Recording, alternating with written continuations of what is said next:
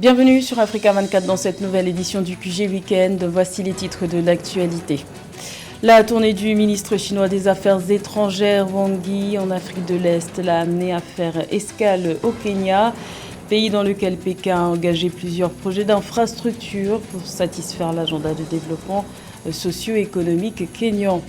La Guinée répond au défi de l'industrialisation en misant sur la transformation locale. Plusieurs entreprises locales adoptent cette démarche, à l'instar de la société Comptoir Commercial de Guinée, très impliquée dans le développement communautaire du pays. Et l'Afrique du Sud change de stratégie pour lutter contre la pandémie de Covid-19. La nation arc-en-ciel a fait le choix de ne plus imposer de confinement strict pour endiguer la pandémie de Covid-19. Une décision saluée par les centres africains de contrôle et de prévention des maladies qui jugent cette mesure révolue. Mais tout d'abord, au Burkina Faso, l'opposition vient d'annoncer son retour au sein du Conseil national d'orientation et de suivi de la réconciliation nationale, ainsi qu'au sein du comité de suivi et de la mise en œuvre des recommandations du dialogue politique, et ce malgré le manque d'avancées concrètes concernant la situation sécuritaire dans le pays. L'opposition affirme vouloir donner une chance au processus de réconciliation nationale tout en appelant les populations à se tenir prêtes pour tout mot d'ordre selon l'évolution de la situation sécuritaire. Rappelons qu'en novembre 2021, l'opposition burkinabé avait lancé un ultimatum au gouvernement et suspendu sa participation au processus de réconciliation nationale face à la recrudescence des attaques terroristes dans le pays. Le Kenya a été l'une des escales du ministre chinois des Affaires étrangères Wang Yi dans la Corne de l'Afrique. Ce périple, qui a débuté le 4 janvier, atteste de l'influence grandissante de la Chine en Afrique, une influence discutée en raison notamment des dettes colossales contractées par certains pays africains vis-à-vis de Pékin. Le diplomate chinois a rencontré le président Uhuru Kenyatta le 6 janvier pour notamment discuter des projets d'infrastructures en cours. Les précisions de Solène Duplessis. La Chine se positionne en partenaire de développement du Kenya. Les deux pays, qui entretiennent d'étroites relations de coopération, prévoient de renforcer leur partenariat dans divers secteurs. Le président kényan, Uhuru Kenyatta, et le ministre chinois des Affaires étrangères, Wang Yi, se sont rencontrés en ce sens ce jeudi 6 janvier dans le cadre d'une visite de ce dernier dans la sous-région Afrique de l'Est. Notre partenariat avec la Chine n'est pas un partenariat basé sur le fait que la Chine nous dise ce dont nous avons besoin. C'est un partenariat d'amis travaillant ensemble pour répondre à l'agenda socio-économique du Kenya. Depuis son arrivée au pouvoir en 2013, le président Uhuru Kenyatta a mis l'accent sur la construction d'infrastructures. Pour ce faire, le gouvernement s'est appuyé sur des prêts chinois, mais fait face à des critiques, alors que le niveau de la dette a considérablement augmenté ces dernières années. Pourtant, selon la Chine, les prêts liés à ces projets représenteraient un bénéfice mutuel.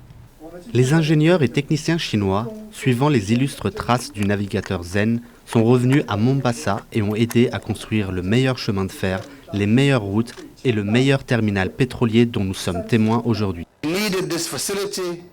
Nous avions besoin de cette infrastructure pour pouvoir répondre à ces demandes et la Chine était là lorsque nous avons demandé un partenariat pour le développer. Ils étaient prêts à marcher avec nous main dans la main. Nous avons besoin de partenaires pour nous aider à réaliser ce dont nous avons besoin. Cette rencontre intervient dans le cadre d'un déplacement du ministre des Affaires étrangères chinois dans la sous-région depuis le 4 janvier. Le Kenya serait, selon Wang Yi, un pays exemplaire pour présenter la coopération Chine-Afrique dans le cadre de l'initiative de la ceinture et la route.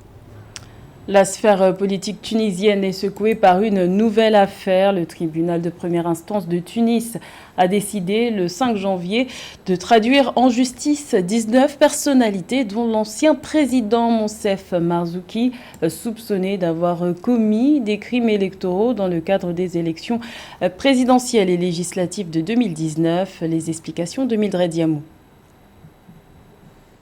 En Tunisie, 19 personnalités politiques ont été déférées devant la justice pour délits électoraux.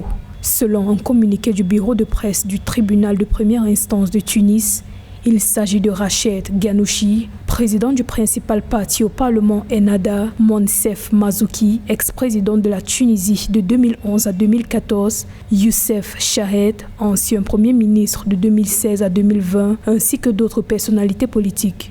Les 19 personnalités mises en cause et qui vont passer devant la justice, c'est une manière de dire que l'impunité aujourd'hui en Tunisie n'est plus possible. Après les années de laxisme, une pratique qui a empoisonné la vie des Tunisiens et pourri les institutions de l'État. Les accusations concernant ces personnalités de premier plan qui ont véritablement bénéficié de l'argent d'étrangers, ça va emballer la classe politique tunisienne et pousser à des réactions d'une façon imprévisible.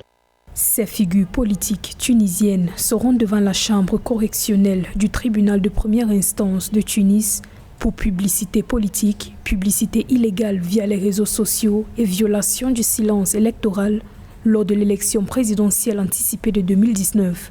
La mesure judiciaire intervient quelques jours après l'arrestation du vice-président d'Ennahda, Noureddine Bihri, le 31 décembre 2021 pour terrorisme et corruption.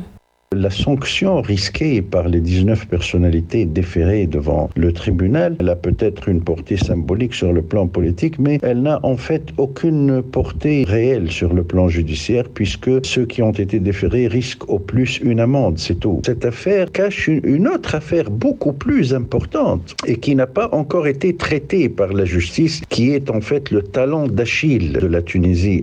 Les figures politiques tunisiennes sont poursuivies conformément à la loi organique relative aux élections et au référendum. Le président Kais Saied a souligné qu'il est impératif d'éviter toute ingérence dans l'action de la justice et de la magistrature et que quiconque aurait commis un crime doit être traduit en justice.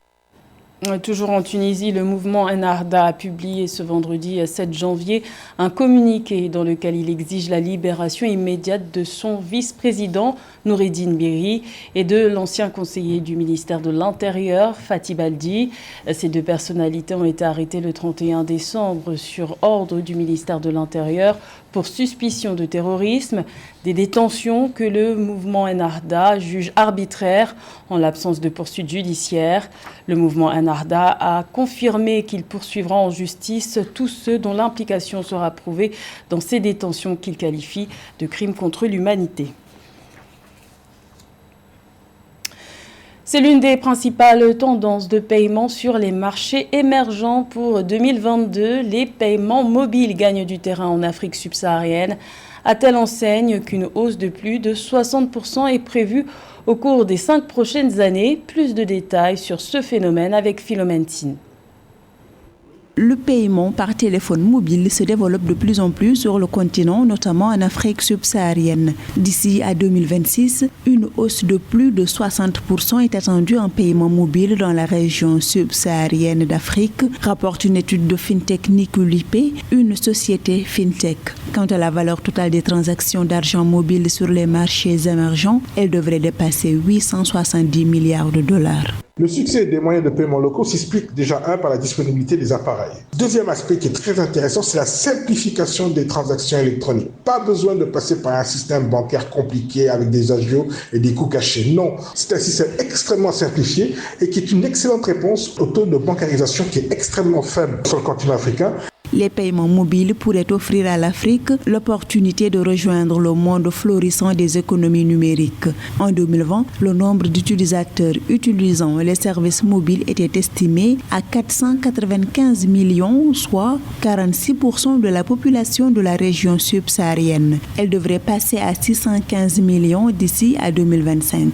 Ça nous permet de développer le commerce électronique. Ça permet de développer une certaine activité économique assez rapide. Vous savez, il faut que pour que l'activité puisse se développer, il faut que l'argent puisse circuler assez facilement. Or, justement, avec ces systèmes de paiement local, vous avez la possibilité d'acheter un bien, d'acquérir un service facilement et ça permet même d'envisager de rentrer dans un commerce beaucoup plus mondial.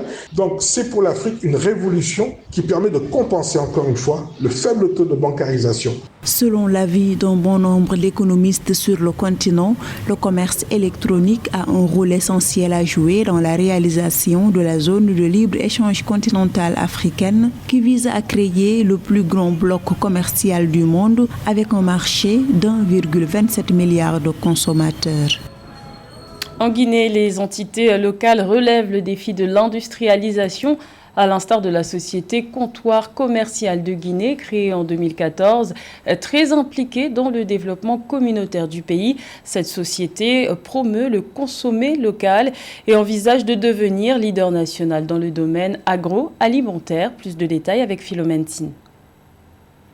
Dans cette unité industrielle qui fonctionne 6 jours sur 7 et 24 heures sur 24, près d'une dizaine de produits essentiellement made in Guinée sont transformés par jour, puis acheminés sur le marché à travers la Guinée, ainsi que dans certains pays de la sous-région ouest africaine. Créée en 2014 par Ibrahima Diallo, l'unité industrielle Comptoir Commercial de Guinée, CCG, comprend 3 unités industrielles. Objectif, produire localement et satisfaire la demande. Nous avons des produits de très bonne qualité qui sortent de nos usines pour aller vers le consommateur final. Nos équipements sont des équipements de dernière génération. Nous avons un laboratoire de standard international aussi. Donc, nous assurons toujours à offrir au consommateur final un produit de qualité. À ce jour, 100% de la matière première est importée, une tendance que la société travaille à inverser. S'approvisionner entièrement sur le marché local est un enjeu, mais aussi un défi. Selon les responsables, la disponibilité de la production locale est encore faible en Guinée. La production locale, actuellement comme elle est, elle ne peut pas suffire à nous permettre de nous approvisionner en intrants.